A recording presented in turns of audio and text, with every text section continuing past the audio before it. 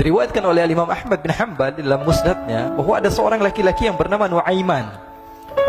Ini Nuaiman, di kehidupan Rasul sallallahu alaihi wasallam ada orang yang seperti itu gitu. Orang yang sering minum minuman keras. Rasul sallallahu alaihi wasallam marah, murka. Rasulullah kalau yang berhubungan dengan Rasulullah tidak marah. Tapi kalau sudah berhubungan dengan agama, Rasul sallallahu alaihi wasallam adalah orang yang paling marah, orang yang paling istiqamah dalam kebenaran.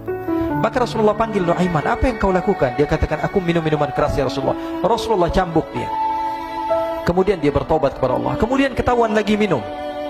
Kemudian dicambuk lagi oleh Rasulullah SAW, sehingga sebagian sahabat memukul dia dengan pukulan yang banyak. Sehingga apa yang berlaku? Sebagian sahabat mengatakan, la'natullahi ala Nuaiman. Semoga Allah melaknat Nuaiman. Dia mempermainkan Rasulullah. Dia bilang sudah mau taubat tapi minum lagi. Dia bilang sudah mau taubat tapi minum lagi. Maka Rasulullah SAW mengatakan, la tal'anuh fa innahu yuhibbullah wa rasulah. Kata Rasulullah, jangan kamu laknat Nuaiman, karena dia itu cinta sama Allah, cinta sama Rasulnya. Dalam riwayat dia dicintai Allah dan dicintai oleh Rasulnya Muhammad sallallahu alaihi wasallam. Ibn Majah menceritakan bahwa Nuaiman ini pernah suatu waktu diajak oleh Sayyidina Abu Bakar pergi ke negeri Syam.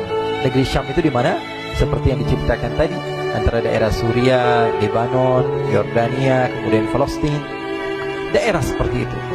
Umumnya orang Quraisy pada masa itu, mereka memiliki rihlah berdagang, membeli dagangan ke Syam, kemudian dijual lagi di kota Makkah. Ketika itu Rasulullah SAW didatangi Abu Bakar. Sayyidina Abu Bakar mengatakan kepada Rasulullah, ya Rasulullah, saya mau izin ya Rasulullah. Mau apa? Saya mau ajak dua sahabat kamu ini ikut berdagang ya Rasulullah. Siapa? Kata Rasul? Nuaiman. Kata Rasulullah, Nuaiman kamu mau ajak? Mau ngapain? Biar seru-seruan aja ya Rasulullah. Kata Rasulullah, ya sudah, saya izinkan kamu bawa Nuaiman. Ketika itu Sayyidina Abu Bakar membawa Nuaiman sama satu sahabat namanya Suwaibid ibn Harmalah. Siapa namanya? Suwaibid ibn Harmalah. Ini sahabat Rasulullah SAW yang memiliki sifat yang berbeda-beda. Kalau Nuaiman ini aneh. Pernah Rasulullah SAW dibawain makanan banyak, dikasih Rasulullah, dikasih sahabat semua. Semuanya sudah makan, tiba-tiba si Nuaiman ini, sahabat Nabi Nuaiman mengatakan kepada Rasulullah, ya Rasulullah, ini yang penjualnya, tolong kau yang bayar ya Rasulullah. Makanan udah habis. Makanan udah habis. Rasulullah SAW bingung, saya yang bayar. Akhirnya Rasulullah katakan kepada sahabat, ayo keluarkan uang, kita patungan, kita bayar. Rasulullah aja dimainin, apalagi kita orang. Sallu ala Nabi Muhammad. Nuaiman diajak Sayyidina Abu Bakar. Kata Rasulullah SAW, benar kamu mau ajak Nuaiman? Iya ya Rasulullah. Diajaklah. Diceritakan dalam riwayat Ibn Majah, diceritakan juga dalam Syiar A'lam Nubala, diceritakan juga dalam musnadnya Imam Ahmad bin Hanbal, dalam riwayat Imam Ahmad bin Hanbal. Maka diceritakan Nuaiman diajak oleh Sayyidina Abu Bakar. Sesampainya di negeri Syam, semua dibagi tugas. Fulan bin Fulan kerjaannya ini, Fulan bin Fulan kerjaannya ini, semua memiliki kerjaan. Nuaiman tanya, wahai Abu Bakar, kerjaannya saya apa wahai Abu Bakar? Kata Sayyidina Abu Bakar, kamu mau ngapain terserah kamu wahai Nuaiman, yang penting kamu ikut saya kan. Kemudian satu di antara mereka namanya Suwaibid ibn Harmalah ditanya oleh Sayyidina Abu Bakar, wahai Suwaibid, kamu mau kerjaan apa? Kata Suwaibid, terserah kamu wahai Abu Bakar. Kata Sayyidina Abu Bakar, kamu menjaga makanan, karena saya tahu kamu ini adalah orang yang senantiasa menjaga amanah. Suwaibid ini kalau disuruh maju dia maju, disuruh mundur dia mundur, disuruh ke kanan dia ke kanan, disuruh ke kiri dia ke kiri. Orang yang ikut aja. Kalau Nuaiman beda, disuruh maju dia ke belakang, kasih sen kanan ke kiri belok. Nuaiman itu orang yang berbeda. Maka Suwaibid mendapatkan tugas, semua mendapatkan tugas kecuali Nuaiman. Sehingga ikhwani, apa yang berlaku, apa yang terjadi? Sayyidina Abu Bakar pergi sibuk dengan kesibukannya, sehingga datanglah waktu siang. Nuaiman sudah lapar. Nuaiman cari makanan. Dia nggak punya uang, diajak Sayyidina Abu Bakar tapi tidak diberikan uang. Sehingga dia cari-cari makanan. Dia tahu Suwaibid yang jaga makanan, dikatakan, wahai Suwaibid, saya mau makan, berikan kepada saya satu roti saja. Yang terpenting apa? Saya makan sekarang, saya sudah lapar. Kata Suwaibid, ya Allah Nuaiman, kita tunggu Abu Bakar saja sehingga dia datang, karena ini amanat. Amanat dari Abu Bakar, saya tidak boleh berikan kepada siapapun kecuali atas izin Abu Bakar. Kata Nuaiman, kasih saya makanan, kalau tidak saya bikin masalah sama kamu. Merah wajahnya Suwaibid, karena dia tahu, jangankan saya Rasulullah jadi mainin. Bingung, apa Apa yang harus saya lakukan? Akhirnya Nuaiman bilang, gampangannya aja, kata Nuaiman, kamu kasih saya makanan, atau kalau tidak saya bikin masalah sama kamu. Bingung Suhaib pikir panjang. Setelah itu dia katakan, ya sudah Nuaiman, saya tetap mau jaga amanah Abu Bakar, karena saya takut ini adalah perintahnya Allah, perintahnya Rasulullah SAW, dan perintah daripada Abu Bakar, sahabatnya Nabi. Kata Nuaiman, kalau memang begitu kamu maunya, ya sudah, berarti kamu ngajakin berantem sama saya. Nuaiman pergi ke pasar. Dia cari-cari tempat penjualan hamba sahaya. Dia lihat-lihat beberapa hamba sahaya. Ini berapa harganya? Ini katanya 10 qalanis. Ini berapa? Ini harganya, hitungan orang zaman dahulu, kita sih hitung seperti dirham, berapa ratus dirham gitu, 200 dirham. Yang ini berapa? 300 dirham. Yang ini berapa harga hamba sahaya? 300 dirham. Harganya antara 300, 200 sampai 100. Kemudian Nuaiman mengatakan kepada penjual hamba sahaya tersebut, saya punya juga hamba sahaya, tapi saya jual cuma 20 dirham saja, murah. Apa benar ada hamba saya harganya segitu? Iya, karena dia punya aib, ada kekurangan. Apa? Nanti kalau kalian tangkap, dia bakalan teriak, saya ini bukan hamba sahaya tapi orang merdeka. Akhirnya semua orang berkumpul mau beli. Ini Nuaiman sama Nuaiman diajak ke Suhaib bin Harmalah tadi. Kata Nuaiman, itu ada orang yang berdiri sedang menjaga makanan, itu hamba sahaya saya, tangkap saja. Oh, baik. Diberikan uang 20 dirham, dimasukkan oleh Nuaiman ke kantongnya, kemudian Suhaib ditangkap. Ketika ditangkap, Suhaib teriak, saya bukan hamba saya orang merdeka. Maka orang-orang tersebut mengatakan, saya sudah tahu kekurangan kamu. Ini memang kekurangan kamu, memang kamu, tapi saya tidak perlu dengan bacot kamu, yang penting kerjanya kamu gitu.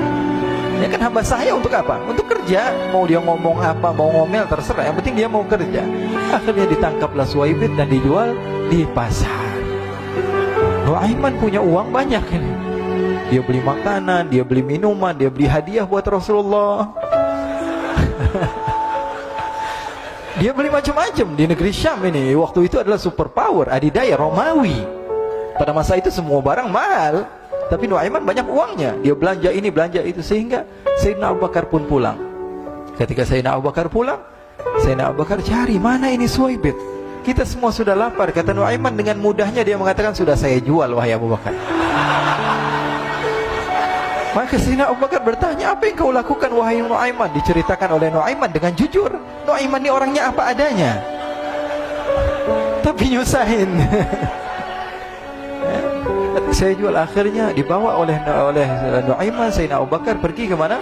Ke pasar. Lalu dibeli lagi oleh Sayyidina Abu Bakar As-Siddiq Suhaib, yang tadinya orang merdeka menjadi hamba sahaya sebentar, kemudian dibeli lagi oleh Sayyidina Abu Bakar. Pulang ke Madinah, kisah ini diceritakan di hadapan Rasulullah SAW. Maka perawi mengatakan, fadhahikan nabiyyu hatta badat nawajiduhu.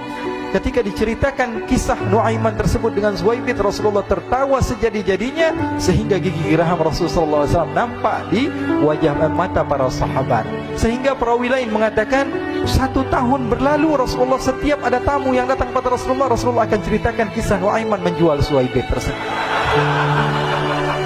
Jadi ada ikhwani, jangan kalian kira Rasulullah SAW itu hidup di satu masa sahabat-sahabatnya itu seperti ustaz-ustaz yang khusyuk, yang kayak Habib bin Anis ini banyak. Bahkan ikhwani, mungkin di akhir karena masanya sudah habis, pernah suatu waktu Rasulullah SAW didatangi asyraf, delegasi dari beberapa negara yang ingin mengenal apa itu agama Islam. Sehingga mereka datang ke rumah Rasulullah SAW membawa unta, kendaraan yang ketika itu kendaraan yang paling mahal mereka miliki. Itu untanya yang paling mewah. Diikat di depan rumah Rasulullah SAW. Tamunya pun masuk, duduk bersama Rasulullah SAW. Di depan rumah Rasulullah SAW ada beberapa sahabat. Ada Sayyiduna Hamzah. Kalian tahu Sayyidina Hamzah adalah orang yang pemberani. Ada Sayyiduna Umar. Kalian tahu Sayyidina Umar adalah orang yang pemberani. Ada Sayyiduna Ali bin Abi Thalib. Ada Sayyiduna Sa'ad bin Abi Waqqas. 4 sahabat ini lagi nongkrong gitu depan rumahnya Rasulullah SAW, berjaga sebelum Allah Subhanahu wa ta'ala turunkan ayat wallahu ya'simuka minan nas. Ketika mereka sedang asyik duduk, tiba-tiba Nuaiman datang. Ini Nuaiman kalau datang pasti bikin sesuatu yang aneh. Bahkan dikatakan tidaklah Rasulullah SAW dalam keadaan bersedih, kecuali Nuaiman datang Rasulullah akan tersenyum. Jadi sebagian sahabat itu senang kalau sudah Nuaiman datang, pasti Rasulullah bahagia. Tapi ketika itu Nuaiman datang, ingin duduk bareng-bareng Sayyidina Hamzah. Sayyidina Hamzah katakan kepada Nuaiman, bercanda begitu. Nuaiman, kamu lihat unta orang datang dari luar Arab ini. Lihat, kata Nuaiman, ini besar banget, ini badannya besar gitu. Dagingnya pasti banyak. Iya nih, kalau kita sate enak nih ntar malam. Kata Nuaiman. Kata Sayyidina Hamzah, apakah kamu berani? Kata Nuaiman, saya berani aja asal kalian gak bilang sama Rasulullah. Kata Sayyidina Hamzah, benar wahai Nuaiman, benar kan? Akhirnya Sayyidina Hamzah lupa masalah itu, cuma bercanda-bercanda saja.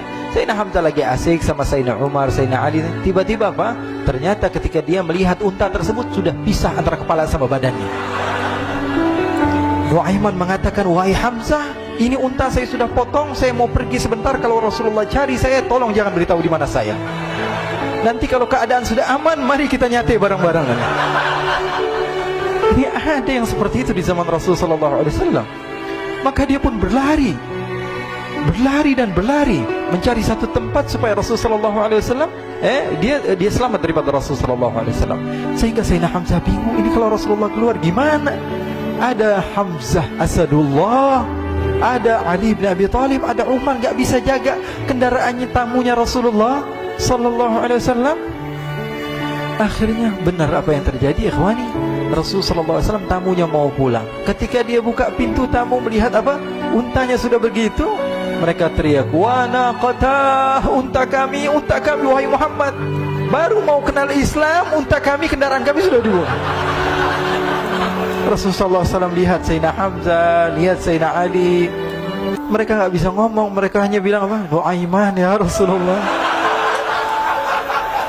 Rasulullah perintahkan Sayyidina Umar, wahai Umar, sekarang kamu ambil uang, kemudian kamu gantikan, kemudian kamu berikan 2 kali lipat daripada harta unta ini, sehingga apa?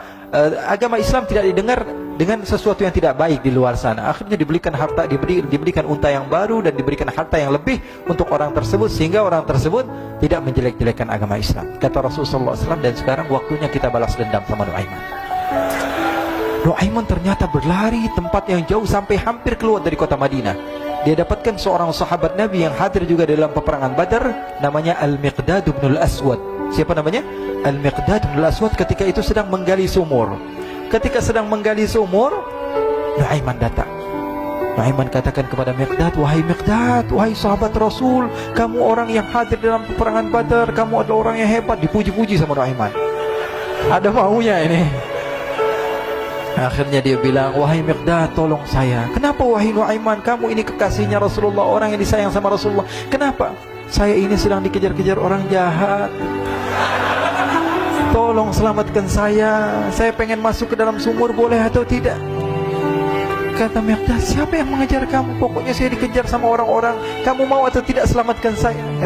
Ya sudah, selagi kamu itu adalah sahabat Nabi, silahkan kamu masuk. Masuk akhirnya Nuaiman ke dalam sumur tersebut. Lalu Nuaiman mengatakan, wahai Miqdad, dia keluar lagi. Nanti kalau ada yang cari saya, tolong jangan beritahu saya di dalam sumur ya. Kata Miqdad, baiklah.